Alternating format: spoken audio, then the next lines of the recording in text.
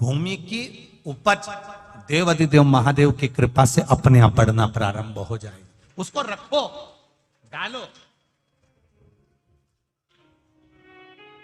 सभी जगह पर नहीं, कुछ स्थान चिन्हित कर लो कि हाँ ये बमोल का पेड़ है, इसके नीचे मैंने रख दिया, बे पीपल का पेड़ है, इसके नीचे मैंने रख दिया। उस निर्माल्य का एक बाबा से निवेदन कर कर, बाबा बस आपको लेकर जा रहा हूं, ये समझो कि आप मेरी भूमि को उपजाऊ आप बना सकते हो, मेरे जीवन को धन्य आप बना सकते हो। उससे दो फायदे होंगे। क्या?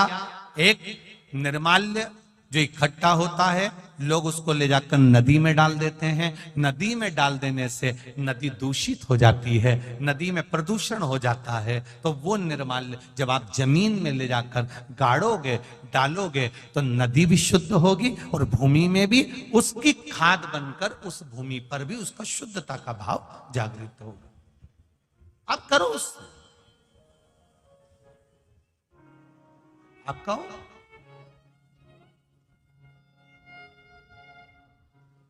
हर कहीं थूक देना, हर कहीं पर पान खाकर थूक दिया, तंबाकू खाकर थूक दिया, कहीं पर भी तुम्हारा मन पड़ा और तुमने पिचकारी, ना ना ना ना ना, शिव पुराण कर रही है, उससे हमें दोष लगता। उस दोष का वर्णन कई लोग कहते हैं ये तो कुछ खाता ही नहीं था, ये तो बहुत अच्छा व्यक्ति था, इसको इसी बीमारी हो गई, इसको ऐसा रोग हो गया। कहां से हो गया? कारण क्या है? ये रोग आया कहां से? हो सकता है इसकी आदत में था, घर से निकलता था, कहीं देवालय शिवालय पढ़ता था, ध्यान नहीं दे पाता था, थूक दिया, उस पे से निकलकर लोग जाते रहे, मंदिर पहुंचते रहे, उसका दोष जिंदगी में आ जाता है। वो दोष है। पहले के समय में गांव के लोग तो आज भी जानते होंगे कि पहले पीक दान चलता था, आप लोगों के स्मरण में होगा, कभी कभी आप लोगों ने देखा भी होगा, छोटा सा रहता था, उसमें लोग थूक देते थे, उसमें लोग खुला कर देते थे, पर यहां वहां लोग नहीं थूकते थे, पर चला, अब लोगों ने वो चालू कर। दो चीजें स्मरण में रहे,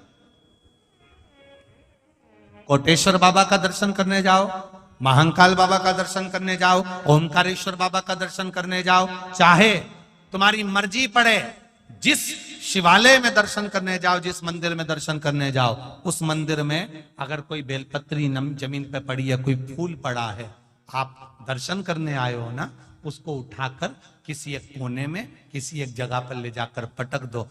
कहीं थोड़ा सा भी अगर पुष्प और निर्माल्य रास्ते में पड़ा है, उसको कोई लांगेगा, उसका दोष हमको लगेगा, इसलिए उसको उठाकर कहीं एक और रख दिया जाए, रख दो।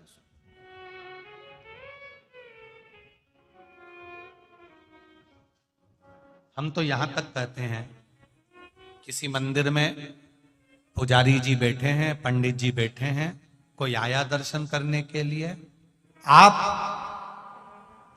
भगवान की बेलपत्र, भगवान का पुष्प उसी को दो जो आपसे मांग रहा। कई बार विद्वज्जन उस फूल को, उस बेलपत्री को उठाकर उसको दे देते हैं जो उसका मोल नहीं समझता, और बाद में उसको ले जाकर कहीं पटक देता है, उसमें उसकी प्रधानता नहीं होती, उसकी प्रधानता। ये शिव महापुराण की कथा अगर आज कोटेश्वर में हो रही है, आदरणीय ठाकुर साहब श्री शरद सिंह सिसोदिया जी अगर इसको करा रहे हैं, तो उनका मूल उद्देश्य क्या है? इस शिव कथा में वही पहुंचता है जिसको शंकर भगवान पकड़कर खींचकर बुला लेते हैं। मूलतः है कि इस कथा के माध्यम से जन जन का कल्याण हो, संपूर्ण विश्व का उद्धार हो, संपूर्ण जगत का कल्याण।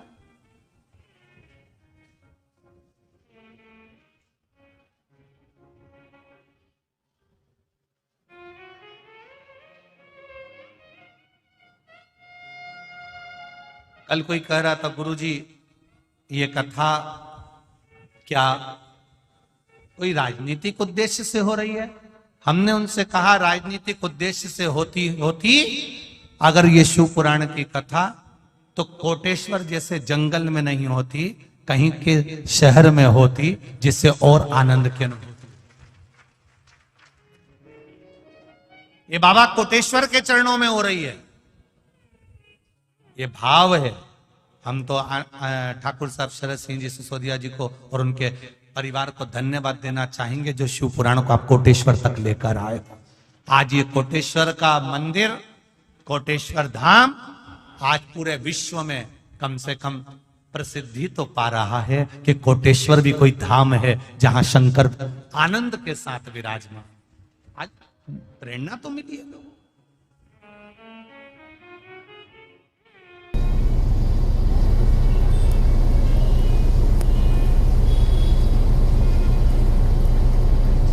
सब जगह पर, हर जगह पर लोग किसी न किसी रूप में धार्मिक क्षेत्र को प्रगति की ओर लेकर जा रहे हैं। सिसोदिया जी आपको धन्यवाद, जो आप इस कोटेश्वर क्षेत्र को इस कथा के माध्यम से प्रगति की ओर लेकर जा रहे हैं, उसके लिए साधुवाद।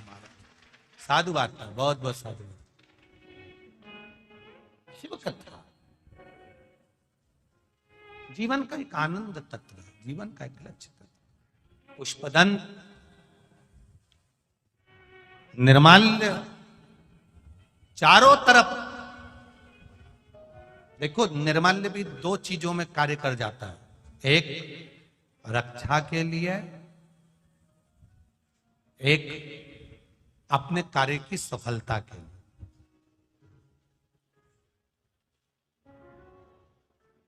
कोई बड़ी बीमारी होने पर शंकर जी पे चढ़ी हुई बेलपत्र जब हम उठाकर लाते हैं, उसको खाते हैं,